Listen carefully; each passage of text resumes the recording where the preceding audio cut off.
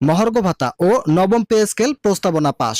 জেনে নিন সরকারি চাকরিজীবীদের জন্য বেতন কোন গ্রেডের জন্য কত বাড়ছে। আজকের এই ভিডিওটিতে আমি এই বিষয়ে বিস্তারিত আলোচনা করতেছি।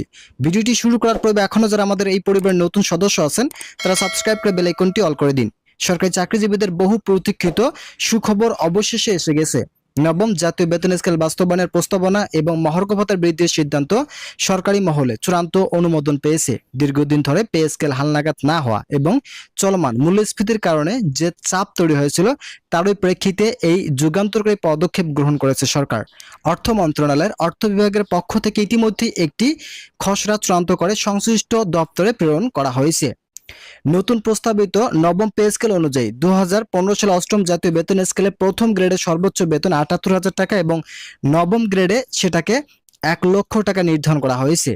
দ্বিতীয় গ্রেডে 66,000 টাকা থেকে বাড়িয়ে 85,000 টাকা এবং তৃতীয় গ্রেডে 56,000 টাকা থেকে 72,000 টাকা। এছাড়াও চতুর্থ গ্রেডে 50,000 টাকা থেকে 64,000 টাকা এবং পঞ্চম গ্রেডে 43,000 টাকা থেকে বাড়িয়ে 56,000 টাকা প্রস্তাব রাখা হয়েছে। নিম্ন গ্রেডের ক্ষেত্রেও বেতন বৃদ্ধির হার 25% থেকে 30% এর মধ্যে নির্ধারণ করা হয়েছে, যা বাস্তবায়িত হলে নিম্ন ও মাঝারি শ্রেণীর চাকরিজীবীরা প্রত্যক্ষভাবে উপকৃত হবেন। ভিডিওটি চলাকালীন সময় এখনো যারা আমাদের এই চ্যানেলের নতুন সদস্য আছেন তারা সাবস্ক্রাইব করে বেল আইকনটি অল করে দিন, যাতে আমাদের এই চ্যানেল থেকে মহার্ঘ ভাতার গুরুত্বপূর্ণ আপডেট সবার আগে পেতে পারেন। এছাড়াও কর্মচারীদের জীবন যাপন ব্যয় বিবেচনা রেখে পৃথকভাবে মহার্ঘ ভাতা প্রদানের সিদ্ধান্ত নেওয়া হয়েছে। নতুন সিদ্ধান্ত অনুযায়ী প্রথম থেকে নবম গ্রেডে কর্মকর্তা ও কর্মচারীদের মহার্ঘ ভাতা নির্ধারণ করা হয়েছে মূল বেতনের 10% থেকে দশম গ্রেডে। এছাড়া দশম গ্রেড থেকে 20তম গ্রেডের জন্য 15% হারে বৃদ্ধি করা হয়েছে। তবে যাদের এই নির্ধারিত শতাংশ অনুযায়ী ভাতা 4,000 টাকার নিচে দাঁড়াবে তাদের জন্য ন্যূনতম 4,000 টাকা এবং অবসরপ্রাপ্ত পেনশনভোগীদের জন্য ন্যূনতম 1,000 টাকা মহার্ঘ ভাতা নিশ্চিত করা হয়েছে। এই মহার্ঘ ভাতা কার্যকর করা হবে আগামী 11 আগস্ট 2025 থেকে, যা প্রজ্ঞাপনে স্পষ্টভাবে উল্লেখ করা হয়েছে।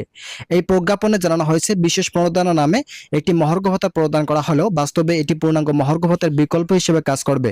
তবে সরকারি ভাষায় একে মহার্ঘ ভাতা বলা হচ্ছে না, বরং বিশেষ ভাতা হিসেবে উল্লেখ করা হয়েছে, যাতে পে স্কেলের সঙ্গে সরাসরি সাংবিধানিক সংযোগ তৈরি না হয়। যদিও বাস্তবিক দিক থেকে এটি এক ধরনের ডিফ্যাক্ট মহার্ঘ ভাতা হিসেবে বিবেচিত হচ্ছে। ভিডিওটির এই মুহূর্ত পর্যন্ত এসেও আমি আপনাদের কাছে আবারও বিনীতভাবে রিকোয়েস্ট করতেছি, এখনো যারা আমাদের এই চ্যানেলের নতুন সদস্য আছেন এবং চ্যানেলটি সাবস্ক্রাইব করেননি তারা দয়া করে চ্যানেলটি সাবস্ক্রাইব করে ভিডিওটি কন্টিনিউ করুন। কর্মচারী ফেডারেশন, সচিবালয় ক্লার্ক অ্যাসোসিয়েশন সহ বিভিন্ন সরকারি কর্মচারী সংগঠন দীর্ঘদিন ধরে মহার্ঘ ভাতা 50% হারে দেওয়ার দাবি জানিয়েছিলেন। তারা বলেছেন, চলমান বাজার পরিস্থিতিতে দ্রব্যমূল্যের এতটাই বেড়েছে যা 15 থেকে 10% ভাতা দিয়ে বর্তমান জীবনযাপন ব্যয় সামাল দেওয়া সম্ভব নয়। সরকারি চাকরিজীবীদের একটি বড় অংশ তাদের সীমিত আয়ে পরিবার পরিচালনা করতে হিমশিম খাচ্ছেন। শিক্ষার খরচ, চিকিৎসা, বাসা ভাড়া, যানবাহন এবং দৈনন্দিন বাজার চাপে নিম্ন ও মাঝারি গ্রেডের কর্মচারীরা সবচেয়ে বেশি ক্ষতিগ্রস্ত হচ্ছে। সরকারি ঘোষণার পাশাপাশি মাঠ পর্যায়ে কর্মচারী সংগঠনগুলো এই সিদ্ধান্তে সন্তুষ্ট নয়। তারা বলেছেন, সরকার এই প্রণোদনামূলক মহার্ঘ ভাতা মূলত একটি আংশিক সমাধান, পূর্ণাঙ্গ বেতন সংস্কার না হওয়া পর্যন্ত কর্মচারীদের চাপ কমবে না। তারা আরও বলেছেন, যদি সরকার দ্রুততম সময়ের মধ্যে নবম জাতীয় বেতন স্কেল বাস্তবায়ন না করে এবং মহার্ঘ ভাতা হার 50% উন্নীত না করে তবে আবারও আন্দোলনের ডাক দেওয়া হবে। সচিবালয় সহ দেশের বিভিন্ন দপ্তরে কর্মসূচি গ্রহণের প্রাথমিক প্রস্তুতি নেওয়া হচ্ছে বলে জানিয়েছেন কর্মচারী ইউনিয়ন নেতারা। অন্যদিকে অর্থ বিভাগের সূত্র বলেছে, সরকার ধাপে ধাপে কর্মচারীদের বেতন কাঠামো সংস্কারের আগ্রহী। মহার্ঘ ভাতার এই ঘোষণা তারই একটি সূচনা মাত্র। পে স্কেল সংক্রান্ত স্থায়ী কমিটির সুপারিশ অনুযায়ী এই বেতন কাঠামো পর্যায়ক্রমে বাস্তবায়ন করা হবে এবং আগামী অর্থবছর থেকে কর্মচারীরা নতুন বেতন কাঠামোর সুফল পেতে শুরু করবেন। তবে এখন পর্যন্ত পূর্ণাঙ্গ বেতন স্কেল বাস্তবায়নের তারিখ নির্ধারণ না হয় এটি অনিশ্চয়তায় থেকে যাচ্ছে। তো ইতিমধ্যে এই বিষয়ে একটি প্রতিবেদন প্রকাশিত হয়েছে। আজকের এই ভিডিওটিতে আমি বিষয়ে বিস্তারিত আলোচনা করলাম। আশা করি ভিডিওটি থেকে অনেক উপকার পেয়েছেন। যদি উপকার পেয়ে থাকেন তাহলে অবশ্যই চ্যানেলটি সাবস্ক্রাইব করে পাশে থাকা বেল আইকনটি অল করে দিন।